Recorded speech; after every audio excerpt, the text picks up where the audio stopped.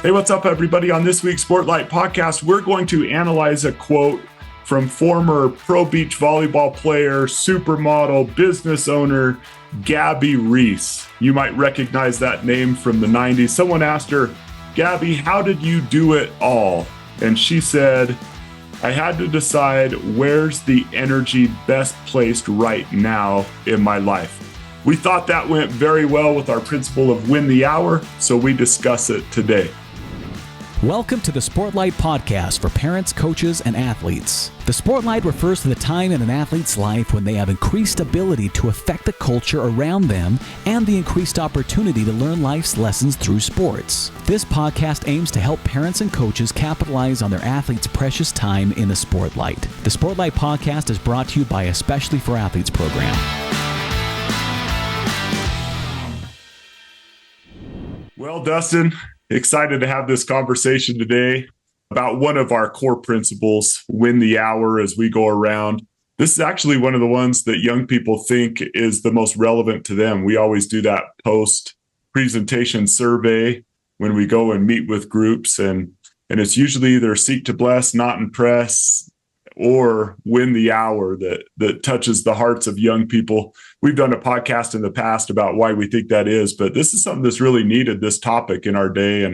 And so I'm excited to talk to you about something I heard the other day. I was listening to a podcast with Gabby Reece. If you're a teenage boy in the 90s, you might remember Gabby Reece. She was a beach volleyball player, supermodel at the time, and just really accomplished a lot in her life. And that was actually the context of the question.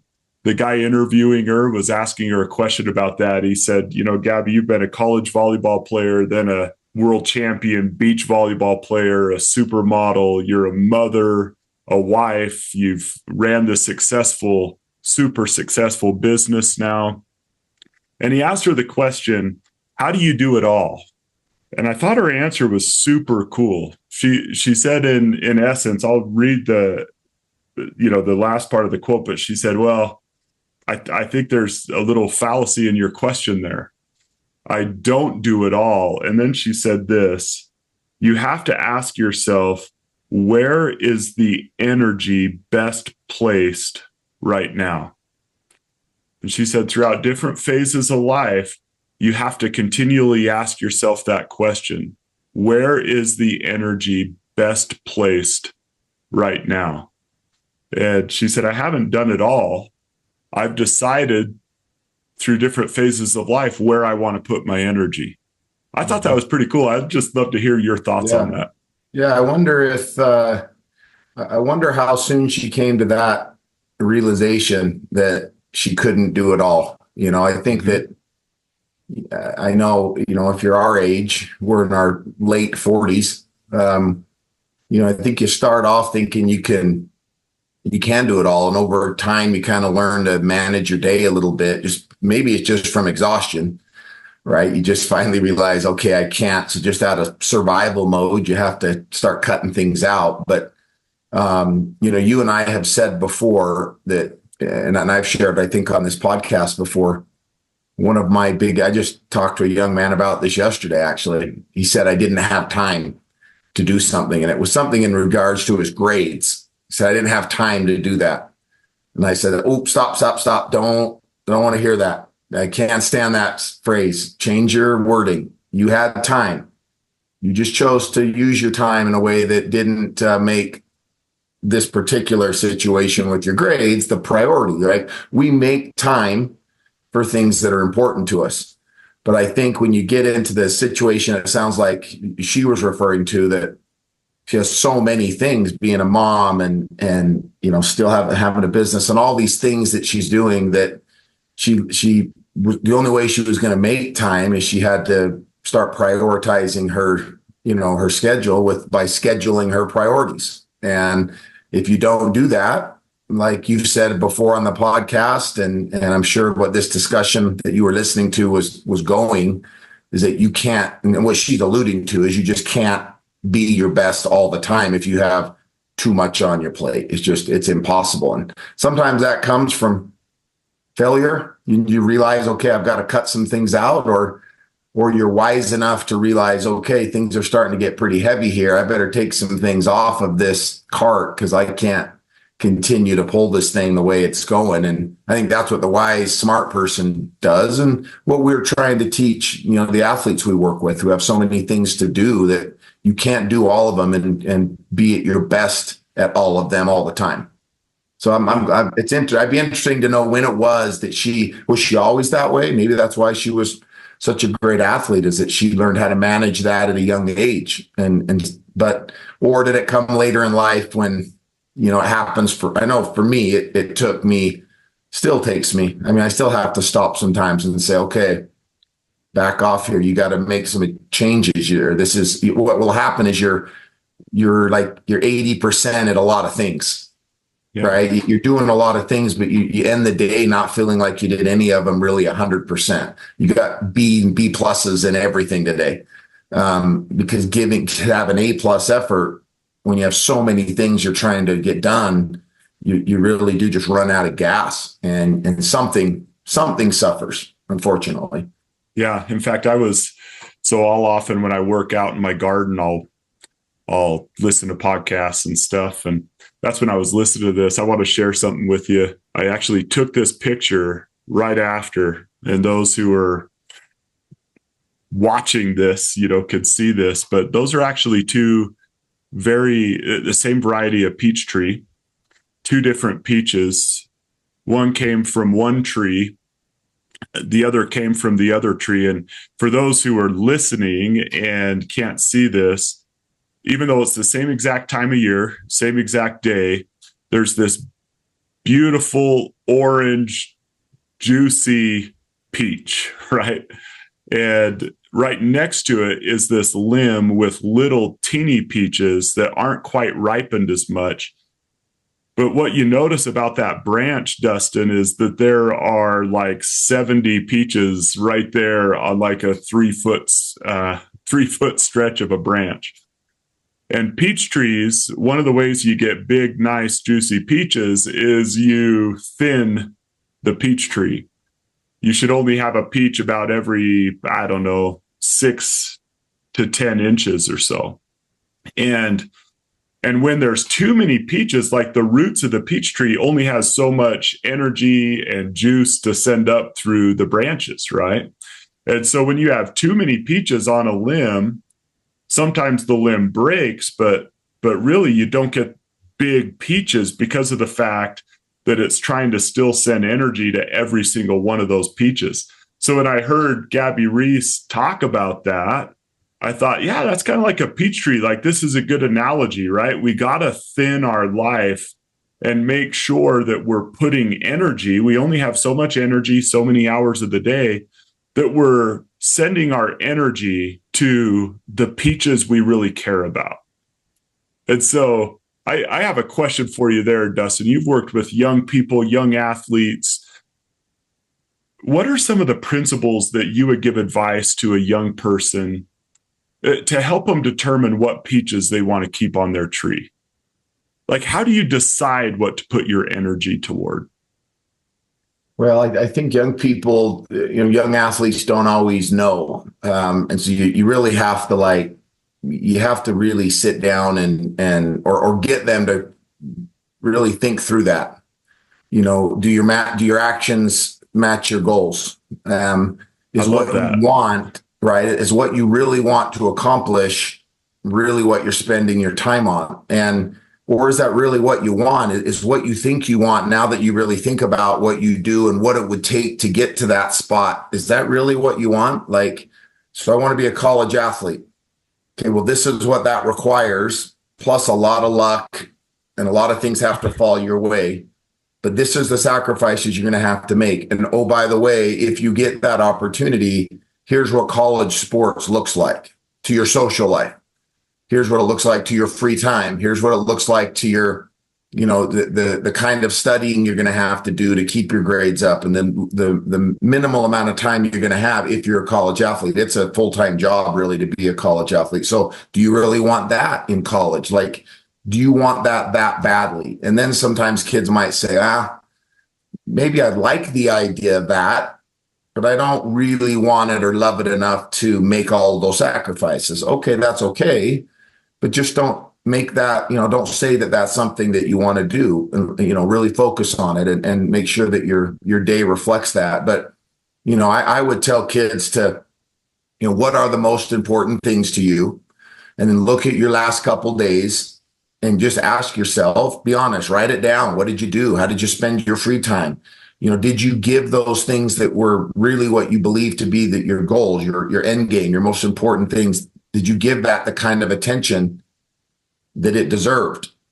And then as an adult, help them understand, because they may think they are. That's the thing, is they may think, well, yeah, I did this. I went to school and I went to practice and that was it. Like, if that's it, as far as your schoolwork's concerned, everybody went to school.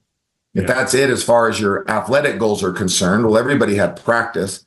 What did you do after to make sure that you have the kind of grades necessary and the kind of athletic performance necessary? If the answer is nothing, I really didn't do anything after, well, then you're like everybody else. You're not setting yourself apart. So making them aware of that, and then seeing if, now that they know, because you do, I think you need to help them. I think as parents, we need to help our kids understand that, whether that's, that they want to, whatever they want to do after school, whether that's go to college or go work somewhere or get a particular degree or whatever, go to a particular school.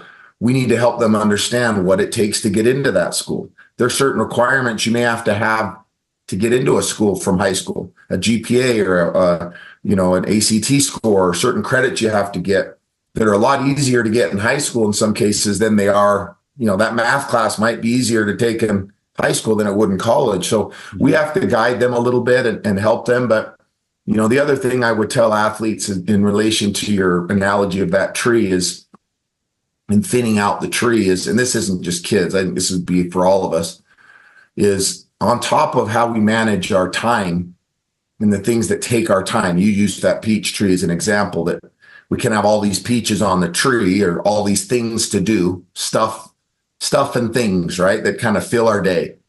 And then the real stuff we wanted to do ended up getting lost in all the stuff and things, is the people that you're around and the people that you associate with. We've talked before, are you filling yourself with people that lift you or that provide value in your life? Or are you filling your life with people that suck energy and drain you? And I would challenge kids to look at the people that you hang around with, that you're around the most, and really be honest. Are they making you a better person as it relates to where you want to be? Are they helping you become the person that you need to be to reach your goals? And if the answer to that is no, they drain energy from you, or you feel like you're just not your best self when you're around them, then you may have to have that hard decision to, thin that a little bit. Maybe you don't need to have so many people in your circle, especially if those people are negative influences on you. And that's a hard one to make, because kids don't want to, separate themselves from friends or people that, but I think as parents, we need to talk to them about that really is, in the case of kids, I believe this to be true 100%, that what they become through high school is largely impacted by the kinds of kids they hang around the most, that they'll become some version of the group of kids that they hang around. And so that's important that we make sure they know, are those the kinds of peaches that are going to help you become ripe and the kind of peach you want to be, or are you going to be affected by them sucking so much of the energy that you can never develop into what you're capable of? Yeah, 3 words came to mind. I want to ask you about 3 words, share my thoughts on them, then ask you about them. One is a really important word if you want to get all you could get out of life, what you want out of life, and that's the word no. Sometimes we're afraid to tell people no or things no. And so it's not our priority, but we're so afraid to say no to someone that our life gets full of things, and we're just trying to be nice. But our life gets so full of things that, I would love to do these things that matter most to me, but my life is so full of things I should have said no to. Like right now, you and I are dads, right? if we're not careful, we could say yes to a bunch of people. But when we say yes, yes, yes, yes, yes, ultimately what we're doing is saying no to something. And so I would just love your brief thoughts on that, just the importance of saying no. Yeah. I think we get better at it as we get older, for the exact, maybe my earlier point, right, is we just learn to maybe it's just, we would learn to not care what people think. And things sort of seem to come into focus as you get older. I mean, all of our parents have given us that speech when we were younger, that when you're older, you'll understand. And I hope you have a kid that's like you someday so that you can see what it's like. Because, right, we've all heard that, but you do. I think when you get a little bit older, and that's really what we're trying to do with, especially for athletes, and what we're encouraging parents to do. And that is, let's not wait and let these kids learn all these things if possible. Let's not wait to let them learn it through their own experiences.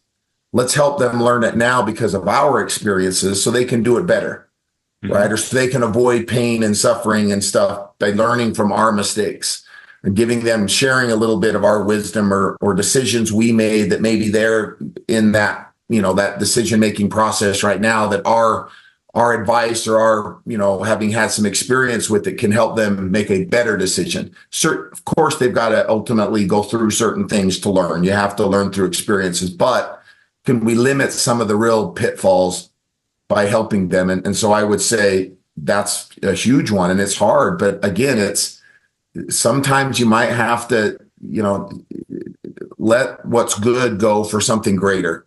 And you might have to take a little step back in the case saying no to somebody and dealing with what that might be. So you can take 5 steps forward tomorrow because you did say no to that and yes to something else. But it does take some stepping back and looking at the big picture and some time. Maybe it's teaching kids to not always make the decision right away, the yes or no. I'll get back to you on that one. Give me a minute. I think I can.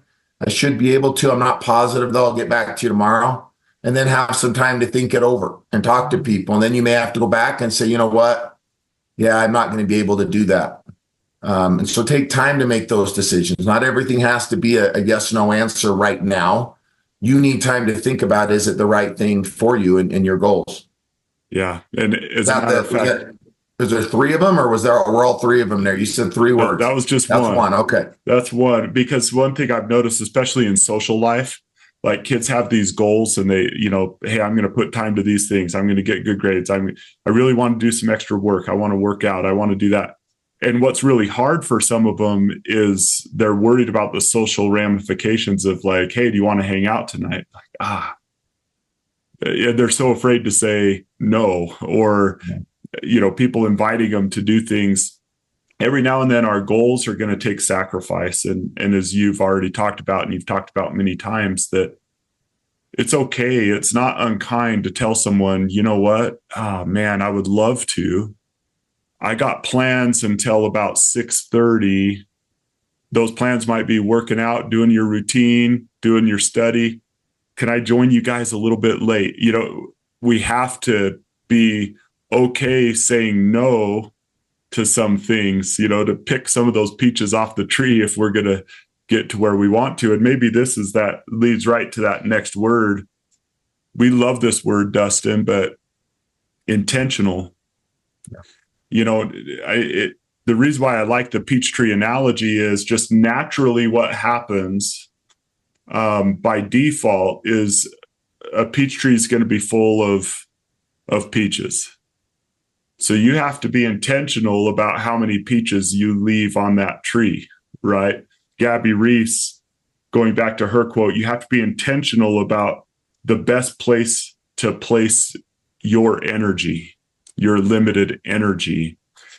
And so just by default, you can have a full peach tree, especially with these things, right? Because you could just fill it full of reels. Like you could fill your time full of that stuff. So would you just speak to your feeling about the word intentional when it comes to what we want to leave, what we want to place our energy to, what we want to leave on the peach tree, whatever analogy we want to go with there? I would love to hear your thoughts on the word intentional. Well, when we just kind of hope first, when we hope for things, we hope that a certain outcome will take place, and we go through the preparation for that with that the focus being that of well, I hope I'll be successful at this. So my actions in preparation are going to be around this hope. Then I think that those actions are and the habits that lead up to to that desired outcome. If hope is the the motivating force, we're kind of leaving it up to chance, right? And we're hoping that it's good, and I hope that what I'm doing is enough. But when we really want something, like we want it, we don't just hope for it, like we want it. And so I want it so bad that I'm going to do extra. I'm making time for this. I'm burning more energy on this because I want that versus something we just kind of would like to have. And we're more intentional, right? Yeah. Relationships that are important to us in our life, we're intentional in making sure we communicate, we talk, we get together with, we care for, we feel bad for those people, those people that are tight and close with us. We are intentional in fostering that relationship at all levels. Kids are the same way. The friends they really want to be with, they make time to be with. The ones they just kind of, I hope to, I want to be friends with that person. There's no real intentional effort to keep in touch or to hang out or do. It's the same thing with whether that's grades, same thing in business. If we hope our business is successful, we'll kind of go through the motions. If we want it, like really want it, and it's important to us and we're focused, we have to intentionally make time, make sure the culture is what we want, the people we have working and doing what they're supposed to are the right people, make hard decisions. Sometimes feelings might get hurt. You're going to have to say no. You're going to have to sacrifice other things because we're so intentional, because we want this to work so badly. There is no plan B. Plan A is success, and that's it. Then we're intentionally going to cut things out of our life because the focus is so narrow on what I know what I'm going to have to do, that I can't let other things, hope and kind ofs and maybes get in the way.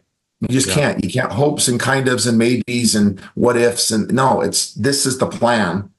We've all bought into it and it's all in, right? And there really has to be that, almost that all or nothing type attitude, and you have to be fully committed, both feet in. You can't kind of one foot in, one foot out, important things in your life. You have to jump in both feet and then see what happens. And the consequences of it may not be positive. They may be, you may lose, you may win, you may be successful, you may not, but at least you don't have the regret, hopefully, of, well, gosh, I wish I had done a little bit more. I wasn't as intentional, right? Be intentional, go all in, and then you live with the result. You may be great at it, you may not, but at least you were all in. Yeah, and I love that, all in. You can't be all in on 1,000 things. Yeah, right? It's impossible. Yeah. And so that leads to the next word, another one that we love, but I think applies here, and that is the word extraordinary. Yeah. Extraordinary. And we have to decide those things that we want to be extraordinary in. If we have so many things, we're not going to be we're just going to be ordinary in everything. Yep. And so we have to limit and limit what's on our plate, on that branch. We have to limit what we put our energy to, or we're going to be normal in everything, or ordinary in everything. So when you think of this concept and young people, what are your thoughts on the word extraordinary? I know you love that word. Well, I've heard you speak about that word and really break it down.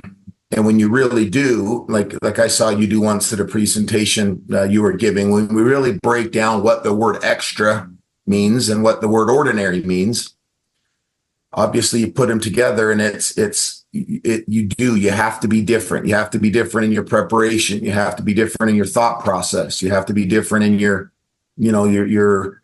habits have to be different. So you have to evaluate, well, what are my habits? Are they good habits? Do I need to break habits?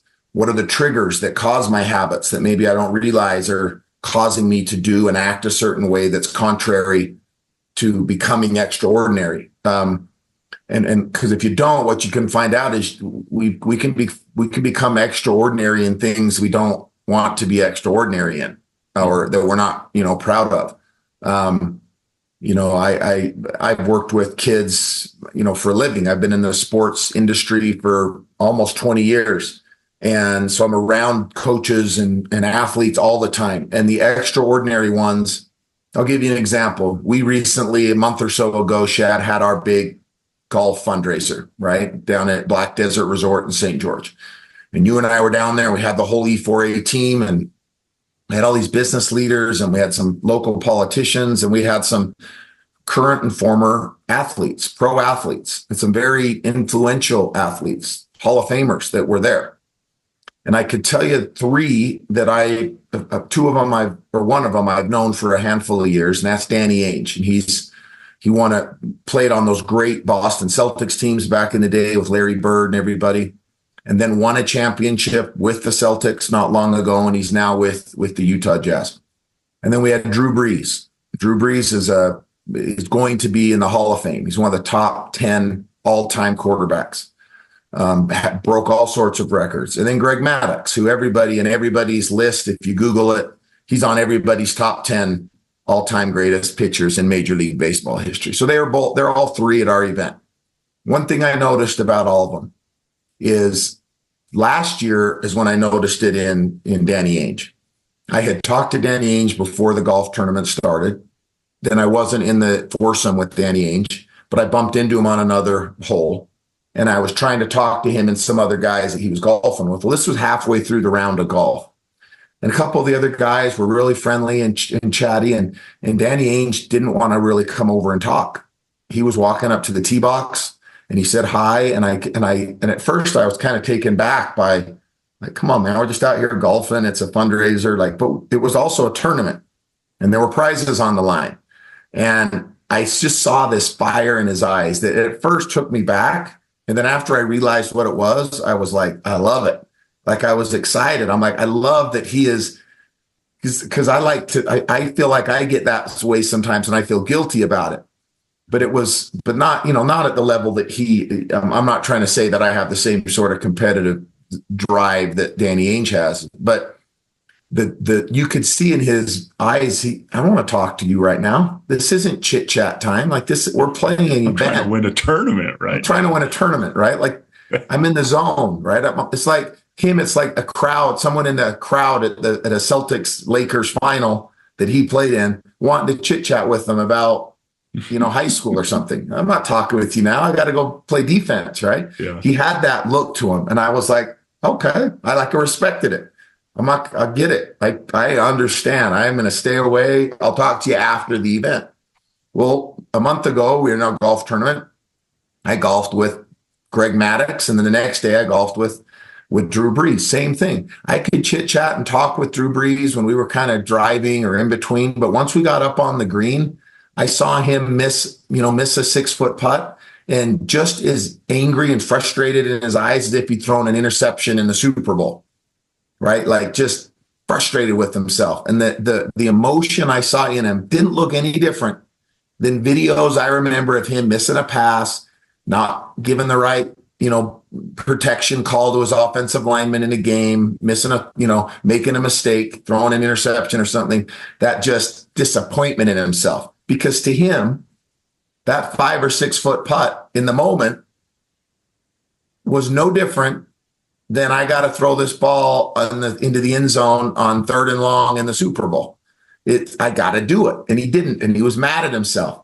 And so that sort of just intense drive and focus, right, that to be extraordinary, it takes a level of almost hatred in not being your best when you're supposed to be. You're so upset that you didn't perform when it was your time to perform. You weren't clutch when you needed to be clutch. That it drives you to say, that's never going to happen again. Whether it's a golf tournament, it's a game of wiffle ball in your backyard with your son. You get to the point where you're like, I can still have fun, but when it's time to be clutch, when it's time to perform, I perform. And so you hate failure so much, and you like success, you love success so much that you do what's necessary to become extraordinary, because ordinary just it's failure to you, right? You don't want to be ordinary. Like elite people, ordinary is the same. It's synonymous with failure. You're ordinary. Like, who wants to be called ordinary? Can you imagine if I filled out a survey on you as a dad, or you as a leader, or you as a businessman, or as a teacher, right? All the presenter, all the things you do. And one of the options was ordinary. And that's what somebody checked for you. You're an ordinary friend.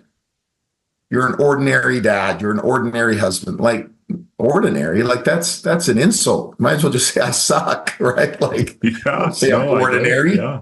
So, okay, well then let's be honest with ourselves. Is it possible? So this is what I would ask listeners. If somebody asked you in some category of your life, and there were 5 options, and one was extraordinary, but down the road there was ordinary, and then maybe further down the road or the list was you're awful.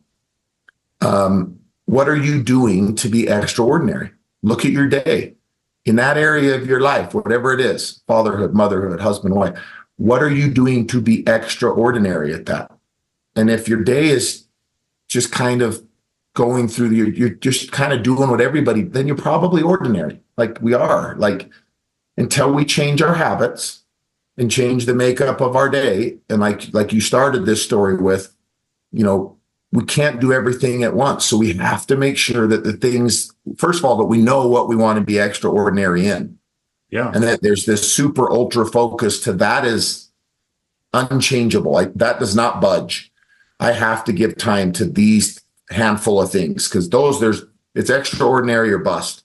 So I have to give those 5, 6 really important things every day, no matter what. Prioritizing our schedule by scheduling our priorities first, right? Right. And then let the other stuff fill in around that. But those things are unchangeable. I have to give time to those. If we don't, we all know what happens. You alluded to it earlier. Cell phones, distractions, social media, other things we have. We have so many things that that need our time, but they don't need as much time as we're giving it. And those real core things in our life then are not given enough time to. And over time, we may realize that what we were extraordinary at one point years ago or months ago, we're now starting to become just ordinary in it. And sometimes you don't realize that until it's too late. If you don't do a self-check of yourself, a self-reflection, kind of look in the mirror and say, okay, I got to evaluate my last handful of months or years. Where am I getting off course here? Where am I not being intentional? And where do I need to say no more? Yeah. Right? Or yes to something else. And if you don't, we all know, man, we've all done it. You and I we talk about this all the time because we're trying to manage a lot of things. Heck, it's been hard to even get a podcast time together for you and I to do this, right? It's taken weeks. If we're not careful, we can get off track so fast and not know we're on the wrong road till it's too late, right? Yep. And I think, Dustin, to what you said there, when I look, like, there are things in my life I'm perfectly fine being ordinary at. But it's almost like we have to decide, like, yeah, I'm fine being an ordinary college football fan. I'm not going to dedicate. Yeah, I hope so. You know what I'm saying? Like, oh, sure. Yeah. That's an area where someone could put all this time, all this energy, all this dedication, right? And yet, here they have a relationship that's struggling or whatever. And like, there's things that I'm perfectly okay being ordinary at. And I love going back to maybe where we began, and maybe to wrap things up here with Gabby Reece. I just really love that, to have someone say, how did you do it all? And her point was, I didn't. During different phases of my life, I decided what I was going to put my energy to. And I just think we live in a society right now that is it's so easy to get lost in minutia, to get lost in things that are unimportant. Even like politics, and there's stuff like that could take so much. And I'm talking about scrolling, looking at what the other person said and what this person did and what, not the stuff that actually makes a difference, getting involved and doing things in life. But I just feel like there's so many things that is so easy that to put our energy toward. And then we realize, I haven't been directing my energy toward those things that matter most. Or I've got caught in the trap of leaving every peach on my tree. And now I've realized that everything in my life is ordinary and I'm extraordinary at nothing. Yeah. And so I just thought that quote and everything we've talked about, it went so well with our principle of win the hour, kind of deepened my understanding of that there's different phases of life, but we have to be intentional about what we put our time and energy toward, or we'll just get what life gives us by default. And we won't end up with those things that matter most to us, being extraordinary in our life. And so I thought those two went well. I think the key then is part of being extraordinary is we have to do some things that what sounds good, talk about it. It's not the first time a subject like this has probably been heard by people listening or talked about even by us. But how many times do we really sit down and go through our day or our past couple days or our day tomorrow and really make sure to plan it or to try our best? You can't plan your day, right? The day does change and things come up, but do we know what our priorities really are? And do we really make time for them? Or do we just hope really hard that we can get to those things? And if time's available and if everything goes right, then I can do this extra thing to be extraordinary in.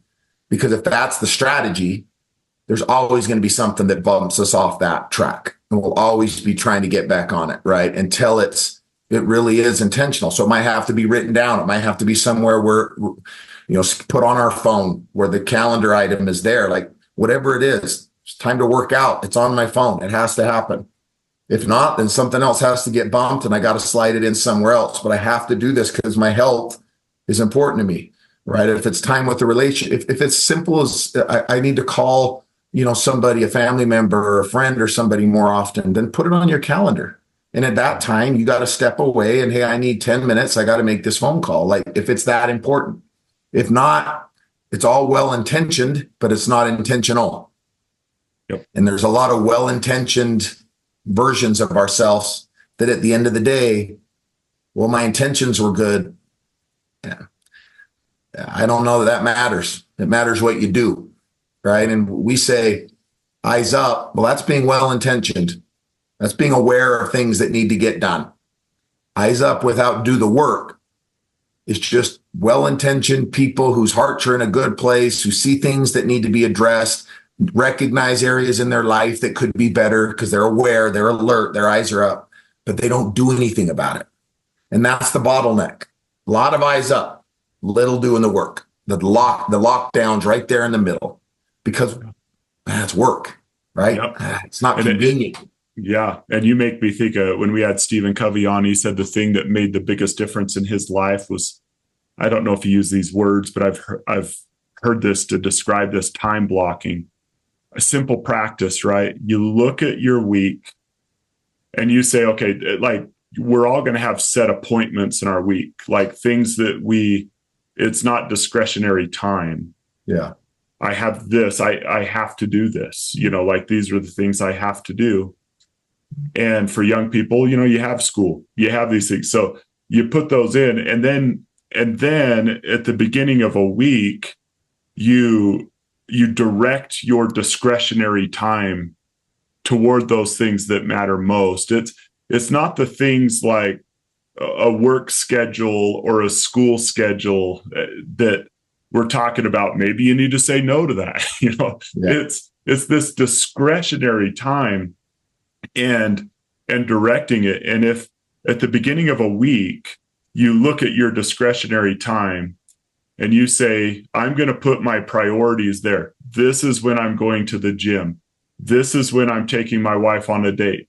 This is when I'm hanging out with that friend that we've been meaning to go to lunch and talk. and assign those discretionary times. And then every night before you go to bed, look at the next day and say, okay, has anything changed? Yeah, I do have this appointment. That's going to bump that thing that's really a priority to me. So I'm going to wake up early tomorrow and get that thing done. That's the work. We'll just, that's the work. That's the work part of it, right? What you just did was, it wasn't, well, I'm not going to be able, I'm going to just take that off.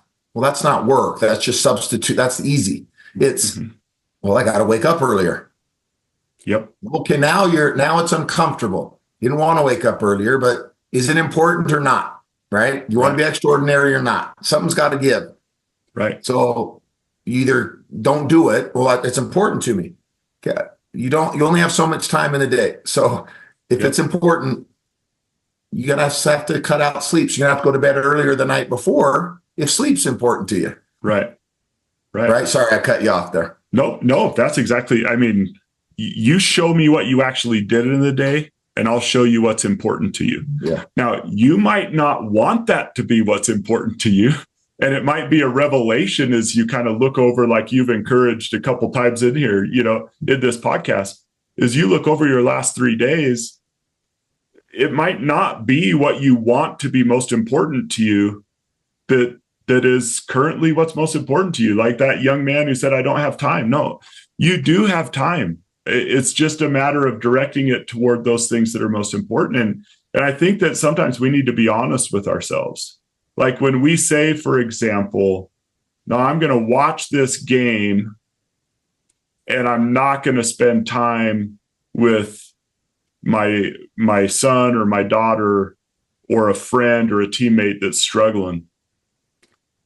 What we just said is that game's more important to me than that person. Now, that might hurt, that might sting, but that sting should motivate us to be more intentional about our time and really asking ourselves what's most important and going through the work of saying, I need to schedule my priorities.